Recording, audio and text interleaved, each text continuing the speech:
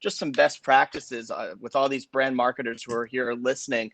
I'm sure other than talking to your kids, you probably could use some advice on how to do TikTok most effectively for your brand. So we brought in one of the best and brightest at TikTok to tell you all about that. So I'm going to go ahead and turn it over to my brother, Ryan Detert, our CEO, and Sam Christie.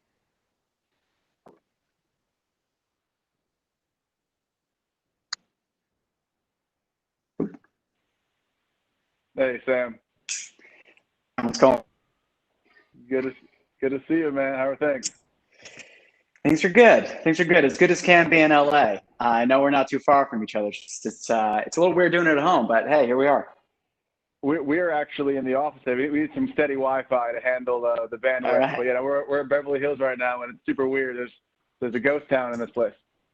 Of course. Hey, if my home internet falters, bear with me. But I hear you loud and clear here. So have me. No, thanks for joining, Sam. I wanted to for those that are watching at home, or I guess at work, depending on where you are. I've known Sam for years now. Sam's been a great partner of ours, both from a TikTok perspective, but also in the brand marketing. He actually has helped our sales team understand and really kind of delve deeper into this. It hasn't.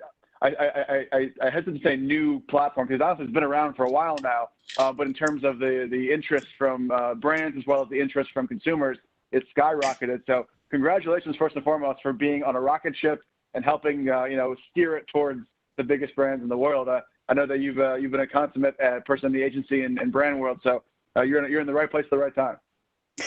Well, we're hoping so. Yeah, no, I really appreciate that, Ryan. I think, it's been 2 years that just kind of just really flown right by. So, no, I appreciate the kind words. I think first and foremost, it's just, it's really excited to get into kind of what we feel like is a next phase. Obviously, I think when we initially just started talking with one another, it was, we were still brand new. And I think even some of the user stats and some of the overall kind of consumption numbers, like people would look at that and they were kind of in disbelief, and now we're kind of proving the model, so to speak. So very excited for this kind of almost like next phase of TikTok as we look through this year, 2021, and even further beyond that.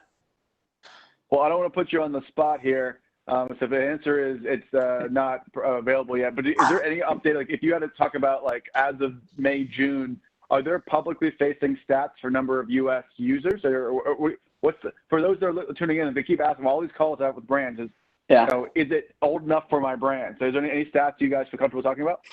It's a fair question, and frankly, we're in that unique position where we keep surging, so it's kind of tough. I could give you a number, but that number is outdated. I think the best number I can quote is the fact that in April, we cleared that 2 billion mark in global downloads. So obviously, that's a big number. But I think US wise, what I really like to point to is a little bit more of the kind of surge into not only thinking about ourselves as Gen Z and kind of young millennial. Obviously, that's a big selling point. I think any manager, any media, anyone on the line is probably looking for meaningful ways to tap into a different consumer. But I think one of the cool things is we've been seeing at this moment, like we take TikTok into the home while we're all kind of sheltering in place, and now we're actually seeing this kind of co-consumption or co-creation habit forming, where we're now actually seeing more parents, we're seeing adults, we're seeing more of that kind of older demographic come in.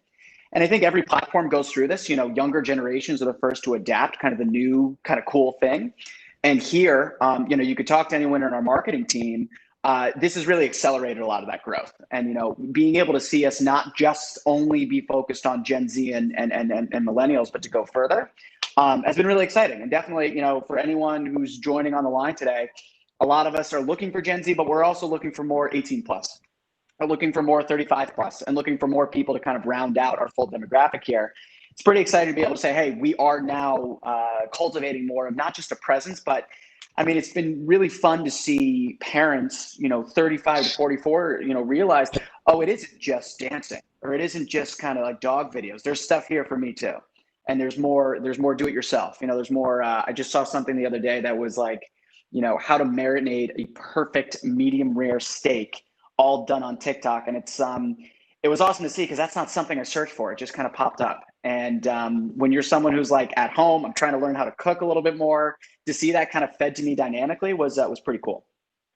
I get sucked into the TikTok vortex at least half an hour a day, sometimes an hour plus. And you guys have massive stats around people really kind of living and breathing this platform. I guess I want to kind of pivot to the obviously we're living in the COVID times, and it's obviously very, very surreal and dystopian.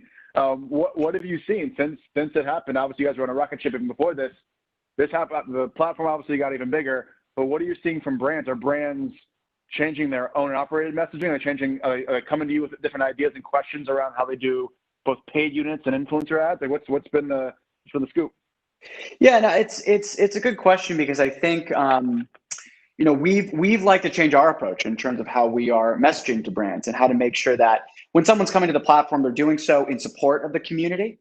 And I think, we saw there was a shift in terms of people not wanting to be on TikTok. I think people recognized TikTok was a really valuable place to be, definitely when we have so much attention and eyeballs, and kind of, taking that time, that obviously that time spent was a really valuable metric. But, rather than it being, defaulting to hashtag challenges or defaulting to what we call a top view, it's kind of like the first thing you see. It's kind of like closest thing is probably like a masthead. First thing you see when you visit the platform, rather than like kind of having that message first and foremost, it was a little bit more, how can we demonstrate subtlety? Like, how can we make sure that our message is felt? How can we make sure that we're still here and we're still thinking of our community without it feeling too much like we're advertising in a moment where people didn't really want to be advertised to? I think brands really recognized early on that we're a platform and a community where there's that real trust. There's a real support system within the TikTok community during tough times. So when brands were coming to us, it wasn't necessarily about, specific sales or specific promotions, but more about bringing awareness to critical initiatives like social distancing, or, using TikTok as a channel to stay connected with the community and feel supported versus just kind of being talked at or talked to. And I think, we've got some, we've been doing some great work with Procter & Gamble, dating all the way back to March. We did something called the hashtag distance dance, which was essentially, we partnered with Charli D'Amelio. So if anyone hasn't heard Charli's name, you're probably going to hear it pretty soon. She is our most followed talent on TikTok. She helped demonstrate the distance dance, showing how to stay apart, that's 6 feet, which was crucial. Partnered with JanSport. JanSport did something really cool as well recently, called the Lighten Your Load campaign, where, JanSport, obviously, first thing you think of when you think of backpacks is school. So we weren't talking school. We were talking more driving awareness and recognition of, the fact that mental health is something that during this time we have to really be thinking of, and we really have to be kind of supporting each other in this community. JanSport immediately recognizes people don't just come to TikTok for joy and creativity. They come for support. They come to kind of seek out solace and seek out, again, community. And so JanSport comes in with this message of kind of alleviating, lifting that mental load. It resonates really well. It resonates really well at a time where, I may not be buying a backpack because I don't know if school's going to open it back up, but I definitely want to be thinking about, or I want to look to a brand to help support my message, feel supported by the brand versus just being talked at. And I think we have a really good platform that allows. Well, similar to what you're doing with these great brands, as TikTok the platform, are there any interesting partnerships or collaborations with organizations that you formed, or obviously both in response to COVID, social injustice? Obviously, it's been a wild 3 to 6 months, and I would love to hear kind of what you guys have been up to. Yeah, it's been great, because I think it's something that I think internally we're all really proud of. It's some of the responses that we've had to COVID specifically, and not just COVID, but also thinking about small businesses, small to medium businesses right now that are really struggling, as well as as we kind of look at the impact over the last several months. We actually several months ago announced we pledged $250 million to support frontline $1 million, to support frontline medical workers, educators, local communities deeply impacted by this global crisis. And I think, we've made further commitments beyond that. I think we have been issuing $25 million values in ads to help trusted organizations organizations deliver kind of that crucial public health messaging out to this TikTok community. And we'll also be offering $100 million in ad credits to businesses looking to rebuild. Obviously we're on the other side of this, whenever that might be for the various states or kind of regions we're all in, we want to get those SMBs back to business and back to work, and we're going to support that. So our Back to Business program is something we're really excited for, and I think to kind of show what we're thinking about in terms of helping get companies back on their feet, we want to be a part of that rebuild. We want to help you. And I think, again, as our community grows, we'll become more and more valuable in doing so. So let's take a step back. So amazing what you guys are doing at the platform level. You are the lead on the West Coast for business solutions. I know you from being a road warrior, having to travel from building to building, city to city to go get business done. Obviously, it's remote work time. What was, when this all happened, is your team all tuning into hopefully a WebEx or some sort of place to go do it? Like, what are you doing to keep your team aligned and operating from work from home? Yeah, it's a great question because it's something like I probably think about that more than anything else right now. I think one, it's been great for all of us. My dog is thrilled that I don't have to leave every other day for the Monday to Friday and be on planes all the time. But I think we really focused a lot on, in the first few weeks, it was very odd. It was very, very odd, kind of only communicating over Zoom. And I think in many ways we took advantage of it. We took advantage of the fact that I can go to my boss's boss just as easily on Zoom and kind of get 20 minutes with them. Something I couldn't do prior, just in terms of we're in different cities, different availabilities, meetings all over the place, but now we have more access to each other. We were able to do the fun stuff. We were able to do like happy hours. We're doing trivia days. We're doing I think we did like an escape room where we kind of did a digital escape room, which was pretty cool as well. We're trying to find more of those activities together. But I think ultimately too, you quickly realize when you're working from home, all of a sudden it almost feels like there's more work to be done. Your day gets filled with Zooms. It gets filled with Zooms, WebExes, Microsoft Teams, Google Hangouts. I think we've hit them all, and you hit them all daily. And what it's actually done is it's really, it's allowed myself and kind of my team. We really look at each meeting. We kind of we're able to kind of point to something and question: do I really need that meeting? Like, do I really need to be getting on a Zoom with a team of 40? Is there a way that maybe we can only do that for 6? Is there a way where we can siphon these off and make sure that we're utilizing people's time in the best way possible? And I think there's not a simple solution to that, right? I think there's different ways different teams can approach it. But what I've really focused on is how do we take back time and make sure that we're doing something that is a real value to everyone? That's ultimately what it comes down to. How are we making the best use of this time? And I've been finding my one-on-one time. I mean, right now, Ryan, this feels like a one-on-one. I know there are people watching this, but it feels like a one-on-one between you and me. I'm getting more value out of those conversations and the conversations of 5 or 6 than if it's just me talking to my team. I think it's just really it's really been cool to see how kind of in micro moments we can kind of keep our culture alive and keep people optimistic and excited about what they do day in, day out. Yeah, it remind me of the meme, like this could have been an email. All these different meetings people have, and we have that too. I think there's definitely. I feel like initially, right when COVID started, this is my own feeling. When it first started, people weren't ready. They were still going on the phone. They weren't used to the Zooms and the WebExes and all the different platforms. Then they got super used to it, and it became standard. Then they got a bit of their eyes started to cross over from being in Zooms all day and WebExes and every place. And then now I feel like a lot of like the personalized, like the poker nights and things like that with my friends. I feel like now it's really back to almost. I'm still having phone calls with friends still, and I'm doing WebExes like for business stuff. So I don't know if you are having any sort of WebEx overexposure or not, or if you are. What's the status for you and your fam? I think I've actually there's a lot of elements I love about it where, I see real value in being able to very easily. It's my grandmother's 85th birthday tomorrow, right? And I get a chance to hop on Zoom with her and have a really quick, 15, 30-minute conversation to wish her happy birthday. I wouldn't be able to do that otherwise, right? It would probably be a phone call. It would probably be shorter than that. So I think personally, it's been great to I love seeing how connectivity has evolved.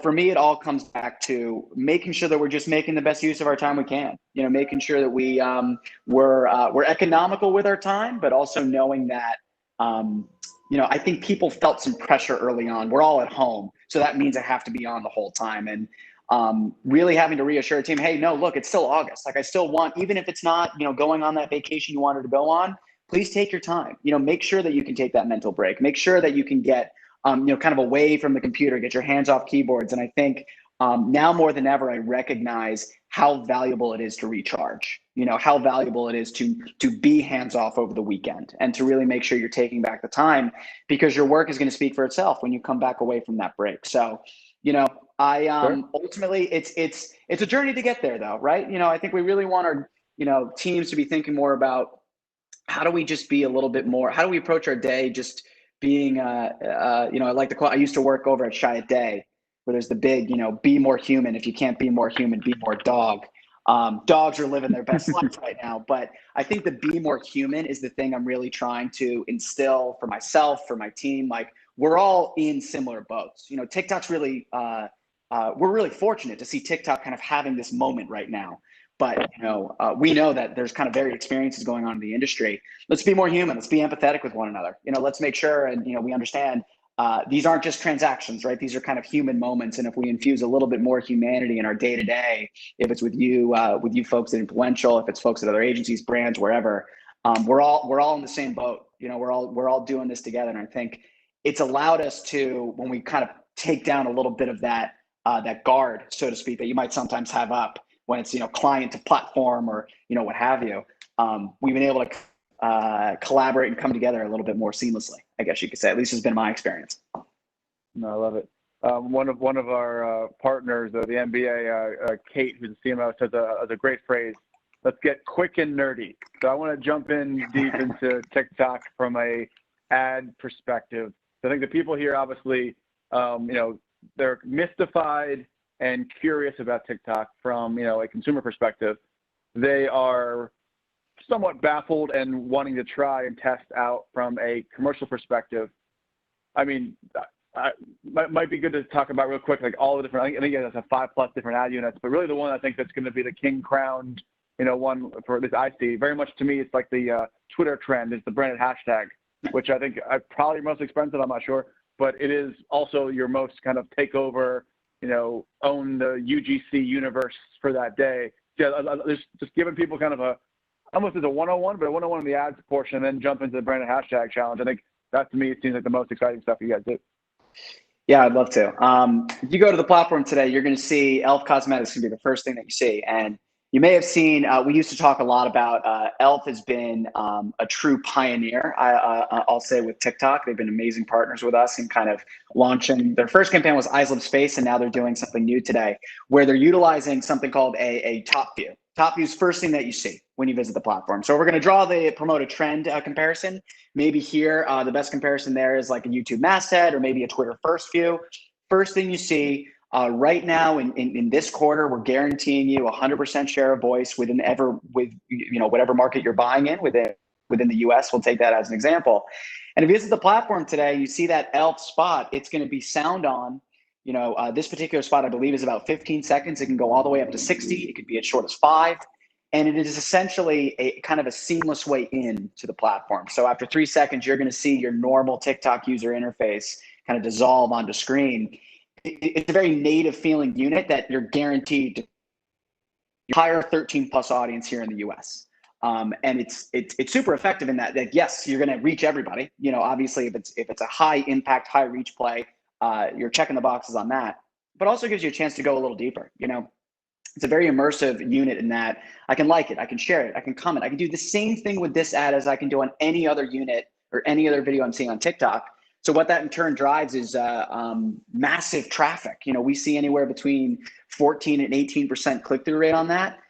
When you consider our scale right now and the fact that we estimate 90+ million impressions coming from this one unit in 24 hours, it's a lot of traffic. So it's kind of equal parts big reach play and then equal part kind of traffic driver. Did you say 90 million impressions?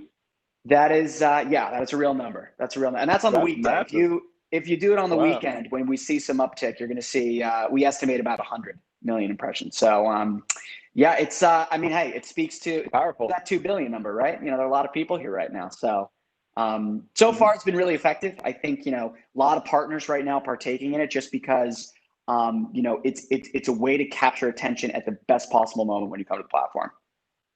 Amazing. And then on the branded hashtag challenge, so kind of double click on that for people. Describe a little bit what it is there, then I'm aware of it. And then the UGC I see there is, I see hundreds of thousands of people jumping into these branded hashtag challenges, and they truly seem like not only, what I love about it is not only does it seem like they truly are having fun and obviously integrating with the brand, but in their mind it also becomes they need to do it to basically stay relevant themselves. If they miss out this trend, they're not going to be able to be cool on that given day. So you guys have built a really interesting funnel where people are doing this to build their own audiences and be a part of the community. It's brilliant.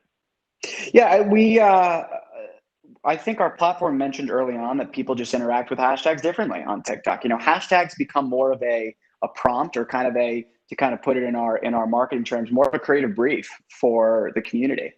And when brands came aboard and recognized that a brand can write that brief and a brand can write that prompt, now what a brand is doing is inviting people in. It's kind of like it's almost like a big bear hug. Like, come on in and you can actually respond to a branded hashtag challenge. Any content that comes out of, and I'll give Elf another shout out here because they are running a hashtag challenge right now. Any response is going to have the brand rooted within the message. So now all of a sudden, to your point, it's great UGC and it's really entertaining. And oh, by the way, your brand's message is stitched in within all of this different content. Now all of a sudden, brands are not, brands have started the catalyst of being able to create a lot of content that supports your message and supports your brand. And now, we've seen campaigns in the hundreds of millions of video views, all of UGC kind of using that specific hashtag, even some cases going above into the billions number. And, that's a real number. It's pretty crazy to see when you have this scale matched with this creativity on platform, matched with an audience that really wants to immerse themselves, they want to participate.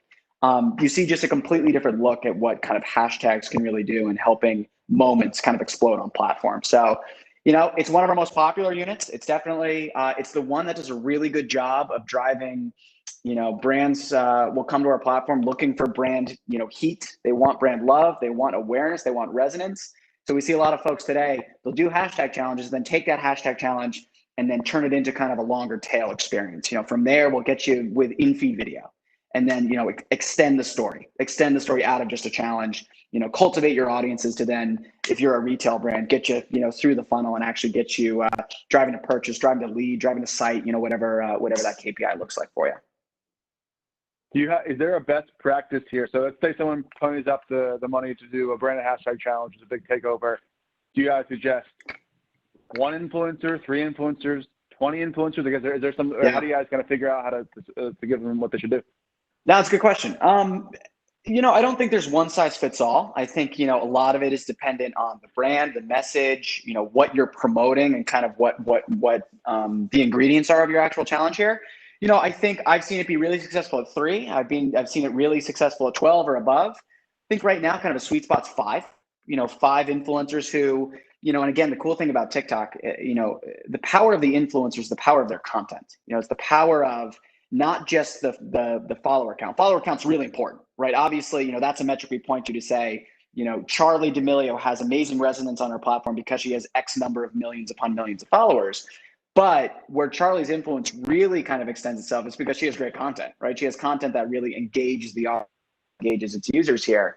So when we say number of influencers, we really root that number of influencers in influencers that do really great talent. And frankly, I think today, obviously, influential is core to, or the name itself is core to kind of what we're drawing from a lot of creators and talent here. But our creators or our talent, however, they're here to create first and foremost. So when you take that mentality and they kind of take your brief and they're kind of hearing from you or hearing from a brand in terms of what they want to churn out and what they want to create on their own, that 5 number becomes much more around how many great pieces of content or how many folks, how many kind of examples can we show of a really good challenge response? That's really kind of what it all comes back to. So long way of saying 5, but I think it really depends on your message and really kind of what it is you're looking to promote. And I think people understand this, but I think I've had to walk through literally brands that have older demos to younger, that part and parcel to all of this is you don't have to necessarily do a dance, a choreography dance, but it's obviously helpful if it makes sense for your platform. Music is so central.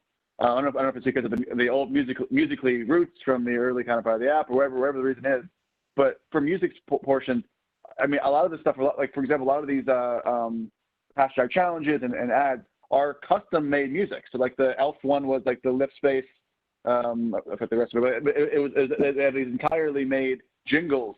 No, you guys almost brought jingles back. It's pretty amazing. Yeah, I think what we started to find, for a while, challenges were always looking to find kind of the hot new song or the hot new artist. And the cool part about TikTok is we're helping launch a lot of artists, right? We're kind of finding artists who have an interesting voice, who have an interesting take, or have an interesting hook. That's what's really kind of catapulting talent into the kind of more music or entertainment ecosystem. I think the cool thing that we realized as we developed more challenges wasn't so much about, getting the track or getting, like a tier one artist necessarily, but getting a piece of content or a piece of music that just worked really well with the visual. It was all about, matching the right sound with the right visual. And in many cases, if, let's say I am a streaming platform that's trying to promote something comedic, sometimes that might be a voiceover versus it actually being a music track. And, if I'm Elf, writing my own track and having something that was custom to, ELF, no one knows what that acronym means. They wrote a song that tells you eyes, lips, face. And so by being able to kind of bring back their own kind of spin and their own means of like making their own music, it wasn't so much about, making it a kind of a hit track, but more of making sure they're creating something or creating a piece of music that could easily be synced with a visual. So you're right. I mean, the jingle came back, and jingles were all about that syncing of sound to sight and sound. And, that's the unique thing about our platform here. We are sound on. So to have the ability to take a song that you may never have heard before, but to see how people dance to it or how they perform to it or the jokes that they play to it, now all of a sudden you've created something that can almost be memeified. You can see something that can really kind of like take off and kind of have different interpretations or different legs of its own beyond just like the original creation. Yeah, I watch these. I get stuck in like the "So You Think You Can Dance" kind of like memeified videos and things I've never heard of songs wise. Like I'll see on the radio, oh, like that I think of it as the TikTok songs. You guys are launching entire careers and kind of almost like the brainchild before it gets like naturally famous. Speaking of kind of entertainment, we're in a kind of Q&A section right now. I believe you guys, was it that Netflix recently said that you guys are quasi-competitive because of attention? So all these different attention metrics that are happening around, we're all fighting for, whether it's Quibi, Netflix, Sure. But they're also advertising with you guys. So what do you think about your guys' position as someone that gets hours of people's time each day? Yeah, I think the cool part about entertainment is that there is a lot of synergy between where people are kind of spending their time. And obviously we've done kind of fast work in showing that we can take a significant amount of time and media consumption and people, being here for multiple minutes or hours a day. I think we're a friend to everyone in the entertainment industry. I think if you take a Quibi or a Netflix or an HBO or a Peacock, I just mentioned a bunch of streaming services, of course, you're seeing that there is this fusion behind how people want to see media and how they want to have it. TikTok, you never have to go searching for something. It's always going to be right there. It's immediate entertainment for you, truly in your For You feed. So to us, we're vastly different from every other entertainment space in that we're giving you content that's all short form, it's all snackable, it all can be utilized at any point in time of the day. But at the same time, we are very different in that we might go to Netflix or we might go to HBO or we might go to Hulu for something very different. And I think at the end of the day, when it's all creativity coming together, we can partner in that perspective. We can partner as someone who can very easily be that driving force to get you to Hulu or be that driving force to get you to Netflix while giving you different experiences. And hey, we want all this time spent here. We want people spending more time here. But we also recognize in the larger kind of entertainment ecosystem, there are a lot of different ways to find that entertainment satisfaction. And we're here to amplify it. We're here to kind of enriching the experience even further when it comes to how we entertain people day in and day out. Do you guys see the future kind of products that are coming out? I know you guys launched Live recently. Is that something you guys are going to be focused more on? Is that going to be something that brands are going to start doing themselves? Is it going to be like integrations? Is there going to be a live branded hashtag challenge? Is there kind of because everything right now is Instagram Live is kind of a QVC for shopping now. Is that kind of the extension you're seeing, a live world? Yeah, Live's been fun to discover for us because I think Live has always been here. And once we all kind of sheltered at home, we realized that this was a really cool mechanism to use, or another way that people could use TikTok. So we did have what we call the hashtag Happy at Home initiative, where people could understand and see a little bit more of what were creators doing at home? What are people doing to keep themselves occupied, keep themselves entertained? And, in turn, we did see a surge into the live space, and we did see more and more people using it, kind of normalize the adoption of live. We didn't really, as a personal user, when I was coming to TikTok, I was there for my For You feed. And now I'm seeing this environment where more and more creators are utilizing live as a means to connect with their audience. It's definitely fast, kind of up and coming. So we're having a lot of conversations in terms of how what a true product look like remains to be seen. But we definitely recognize, in the age where people are probably spending more time on gaming, people may be spending more time on those at-home activities. How can TikTok, what can we do to kind of take further advantage of that kind of user behavior, and how can we align ourselves to what we know people are doing at home? Live's been a great spot for that, and definitely a spot that we want to dive into a little bit further. So Live and some of the challenges you're talking about are definitely top of funnel, but they also can be utilized to go more mid funnel and lower funnel. I think right now everyone sees it as the hot platform. The consumption is there, the attention metrics are there. You guys believe either now or in the future you guys are going to be more about middle and lower funnel, or is that the next year plus, is showcasing that all ages can be converted to e-com or offline kind of activities?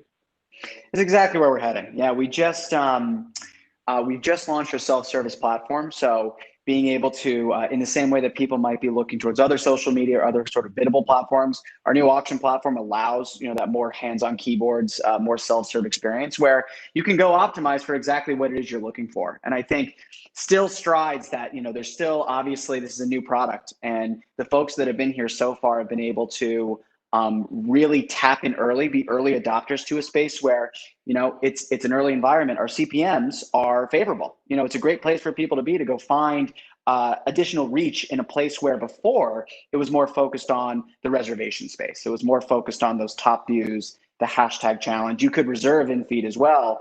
But now by introducing self-service, it's going to allow people to drive towards that install, or drive towards that traffic, or drive towards even that conversion, and be able to start also segmenting and start building out your audiences insofar as you can actually sequence your messaging and really allow that kind of full funnel experience rather than it just be focused kind of upper funnel here. So with all that, the ability to optimize, the ability to really kind of point you towards what it is you want from your experience here on TikTok, we're also building out more of a measurement team. One of our fastest growing teams, and one of our biggest focuses this first half of the year, second half, and certainly in the many years to come, ensuring that we can tell you that story. We can really show you what TikTok is doing to impact your business in a positive way and really drive that bottom line. So all things we're really excited about through this, second half of the year and then into 2021. I like to say, if you're a social and you have a really thorough understanding of other platforms, you're going to jump right into our biddable model or our biddable platform, and it's going to be like riding a bike. It's just going to be like buying on other spaces, just a slightly different UI experience. If you're comfortable talking about it, I think you mentioned very previously that Bumble has been a great partner, and that you guys are seeing some really great conversions with like that. So, my first thought would not be app installs. I think of TikTok, but apparently you guys have found a way to do some very inexpensive and high lifetime value type moves. And how did you do it with Bumble or people like them? Yeah, that's right. Bumble's a really great example. They've been an excellent partner, and I think they're a really good example of a brand recognizing. Again, Bumble it skews older than the Gen Z, right? They're a little bit more kind of Gen Z, young millennial folks coming on the platform, and I think their message is all around connection. So I think our messages fused really well together across kind of coming to the community to kind of seek out creativity, joy, and also connection with a kind of a larger ecosystem. And they're a great example of utilizing influencer talent. So utilizing talent to kind of showcase their message, as well as being able to drive more of that kind of mid to lower funnel experience, being able to drive highly efficient metrics in terms of what cost per installs look like. And obviously driving an of lift. I think what was last quoted to me was something like a 5x increase when you look at TikTok relative to, kind of relatively speaking, in terms of their app installs, and an over 60% decrease in their efficiency, in their efficiency metrics. So when you wrap all that in, it's a great story to tell to any sort of if it's gaming, if it's streaming, any sort of app to kind of come on board and say, hey, look, let's point to all the kind of lower costs and all the efficiencies that show just how far your dollar can go. Great. And so Bumble, might be surprising to people. That makes sense. I have a bunch of I've been tracking everything from, I think I saw last week, like a Subway hashtag challenge. I mean, really great content. I'd love to hear about the American Eagle one. You mentioned that was kind of a unique offer. Yeah, I guess I think the team. My biggest challenge, or my biggest kind of task, is to not just talk about how great the camp platform is, but bring it to life with examples, show them things. So I think there's anything you can tell them about how this came to be and how they actually manifested would help these brand marketers.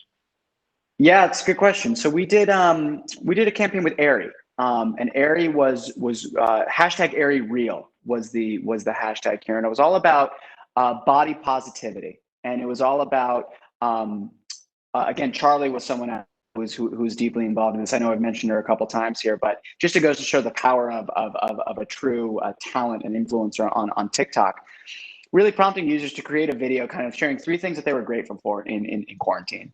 And it was a really kind of powerful campaign in that it wasn't, again, this was more of a message out to the community, not sharing, not selling a brand, but more talking about body positivity at a moment where really, we're all at home, we're all glued to our screens. It was a really cool moment for our platform and for the brand itself. Mid-August launch time. Part of this challenge, I think again the billion number is common when you see really successful campaigns. That B number can pop up. This drove over 2 billion impressions, and I think not only did it drive impressions, but it also saw an increase. I think of well over 800% increase of traffic to Aerie's site, and it was all rooted in a message that was really meant to benefit. It wasn't necessarily all about product and selling something specifically, but more about a message that meant to uplift the community. And to be able to launch that in kind of a challenge capacity at a time where people want that supportive message, it was truly inspiring and truly special. So no, I'm glad you brought that one up, because I think that was a high point for kind of our spring or kind of our second quarter season, to be able to amidst all of the not so great news happening during that time, we could point to something that was really positive for our TikTok community.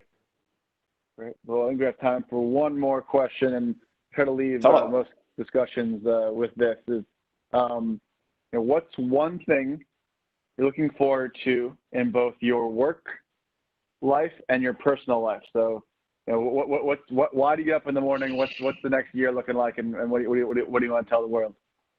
Yeah, that's a good question. Work life, I am excited.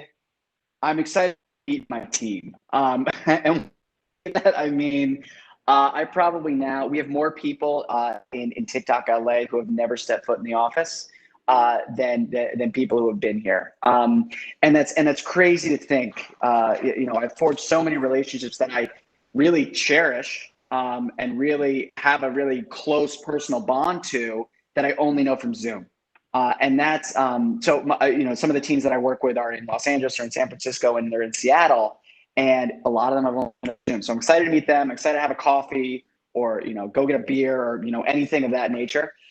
And then personally, I think I'm just, we don't know when the light is at the end of the tunnel. So obviously we're excited to get through that point, but 2020 has been funny because you think of it in like, it's almost now, obviously in a pandemic, there's been a lot of negativity, but hopefully I'm excited to see what positivity comes out of this in terms of getting a chance to connect differently, if it's over Zoom or if that's over, kind of different ways that we never thought of before. So, I'm just looking to see what could be positive on the other side of this that we haven't seen yet. So just trying to stay optimistic. We'll see what's on the other end. Aligned 100%. Hopefully we get to get a drink or a beer sometime in the future. Yes, sir. And I appreciate you making time for us, man. I'm sure I'll speak to you soon on the business front. Hopefully I'll see you on the personal front. Yeah, thanks so much, Ryan. Really appreciate the time. And Chris, thank you so much too. I know it's been a good day overall. So thanks for taking the time. It's been fantastic, and you only made it better. Thank you so much, Sam. Thank you, Ryan. So that's it. We've made it through the day. Thank you guys so much for all your support. Have a quick little thing that I need to read to you per BI. A special thank you to our speakers for the education and insights today. Please join Brand Innovators this Monday at 1 p.m. Eastern for our webinar, TikTok, the future of creator and brand collaborations. How fitting, we actually just got TikTok on, so glad that we're all on the same wavelength. We'll be joined by marketing leaders from Walar, TikTok, as well as creators and influencers who use the platform. Thank you for joining, everyone, and we hope